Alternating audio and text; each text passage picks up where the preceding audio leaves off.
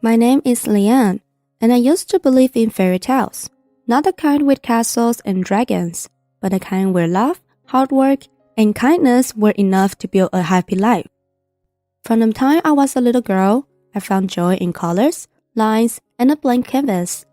While other kids were playing tag outside, I was inside drawing faces, dreams, and words that only I could imagine. That passion led me to major in graphic design at college. I remember working late into the night on my portfolio, drinking cheap coffee, dreaming of seeing my name credited on Times Square ads. And finally, it happened. My first campaign for the wellness brand was a success. My designs were splashed across digital billboards across the city. My heart swelled with pride. I thought that moment would be the beginning of everything I'd ever wanted. And in many ways, it was. Because that same year, I met Jacob. Jacob was charming, sharp, and had this quiet confidence that drew people in. He worked in IT and had built a reputation as a rising star in his company. When we met at a mutual friend's birthday party, we hit it off instantly. He laughed at my dry humor, genuinely admired my creativity, and even asked to see some of my designs before the night was over. Wait, you actually want to see my work? Of course. Anyone who speaks about their art the way you do must be brilliant at it. You have this spark. His words felt genuine, and for the first time in a long time, I felt truly seen. 1 year later, he proposed with a modest but beautiful ring in the middle of Central Park. I said yes without hesitation. For a while, our life together was a dream. We'd cook dinner together after long work days, binge-watch crime documentaries, and make late-night ice cream runs. He was my best friend. And when we found out we were expecting our daughter, Mary, I cried happy tears in his arms. But, as they say, some dreams fade into nightmares. Everything changed once Mary was born. And that change came with someone named Martha, Jacob's mother, a force of nature. The kind that didn't knock before entering your home or your life. You look exhausted, Leanne. That baby's crying a lot. You sure you're doing everything right? At first, I chalked it up to concern. New mom, new grandma. But soon, the comments became cutting. This floor is a mess. When Jacob was a baby, I still managed to keep a spotless home and cook dinner every night. And I didn't have a laptop as an excuse. Martha, I'm doing my best. I have deadlines for my clients, and Mary hasn't slept through the nights in days. Excuses. Jacob deserves better than this chaos. The worst part? Jacob never defended me. Jacob became the ghost of the man I married. He started spending hours locked in his office playing online games, barely saying a word to Mary or me. When I asked for help, just 10 minutes to take a shower in peace, he scoffed. Do you want me to quit my job? Because someone needs to make money around here. I'm making money too. Just because I work from home doesn't mean my time is worthless. You call that working? You doodle on your tablet and call it a job.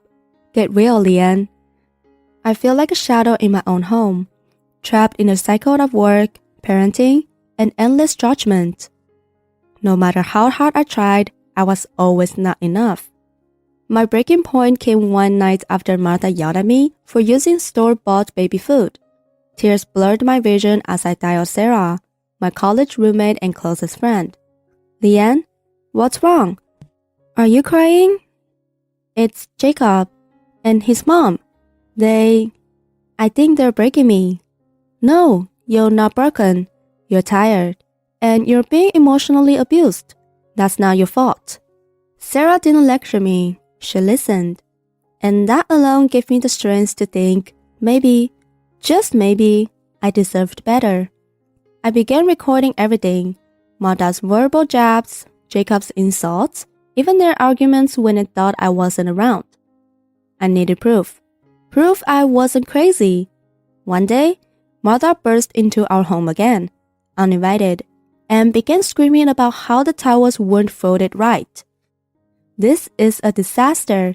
You're lazy, ungrateful, and a disgrace to this family. That was it. That was the final straw. That night, when Jacob came home, I confronted him with the recording. His face twisted in disbelief. You recorded us behind our backs? Yes, because no one believes the woman without receipts. This is betrayal, Leanne. No, Jacob, what you did was betrayal.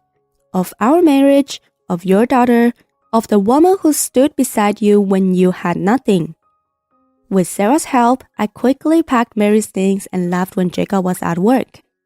We stayed at Sarah's guest room for a week while I contacted Joanne, a powerful divorce attorney known for representing women in emotionally abused marriages. Leanne, your documentation is solid. We'll go after custody, child support, and a protection order. He can't get away with this. Jacob strutted into the courtroom with a smirk, his suit neatly pressed, and confidence radiating off him like a cologne. But behind that smug facade, I could tell he underestimated me. He still thought I was the quiet wife, the one who swallowed her tears and shrank beneath his mother's word. But not today. Not anymore. I sat beside Joanne, my attorney, a mountain of evidence in a neat folder on the table in front of us. My palms were cold, my heart pounding, but I held my head high. Leanne, no matter what happens today, I need you to remember. This is about reclaiming your life. You've already taken the most important step. You left. When Jacob saw me, his smirk briefly faltered. He scanned the room, clearly expecting me to be alone, unprepared. Instead, he found me calm, supported, and ready. You seriously think you can win this? The court doesn't care about winning. You'll be crawling back to me within a month. No, Jacob, the only crawling happening today is your ego sinking to the floor. The hearing began. Jacob tried to paint himself as a hardworking, hands-on father. He spoke about long nights at work, financial responsibility, and how I had struggled emotionally after childbirth. He even had the audacity to imply I was mentally unstable. Leanne's emotional state became unpredictable. I'd come home to her crying, snapping at me for no reason. My mother was worried too. She was just trying to help. That was his mistake, because what he didn't expect was the recordings. Joanne calmly stood up and nodded to the clerk, who played the first audio file. Martha's shrill voice echoed through the courtroom speakers. You're nothing but a burden. My son deserves a real woman, not some pathetic excuse who hides behind the laptop pretending to be working. Why don't you just quit already? Clearly, you can't handle the job and the house. It's not that hard, Leanne. Silence fell over the courtroom. The judge leaned back, expression darkening. Jacob's confident posture crumbled before our eyes. These are just a few of the dozens of recorded instances, Your Honor. And I have documented timelines of emotional neglect, financial control, and verbal abuse, all corroborated by witness statements, journal entries, and photographs. Mrs. Leanne didn't leave her marriage out of impulse. She left to protect herself and her child from sustained psychological harm. Mr. Jacob, how do you respond to this? She's manipulating this. That's out of context. The context is clear, sir. Crystal clear. The final blow came when Joanne presented a letter written by our pediatrician. It stated how Mary had shown signs of stress, clinginess, trouble sleeping whenever Martha was present. Our client's daughter, at such a young age, is already suffering the emotional toll of this environment. That needs to end today. Based on the overwhelming evidence, I am awarding full legal and physical custody to Mrs. Leanne. Mr. Jacob, you will be granted supervised visitation only, contingent on completing parenting classes, therapy, and demonstrating a willingness to support a healthy co-parenting dynamic. In addition, child support will be determined based on your most recent income and will be revisited annually.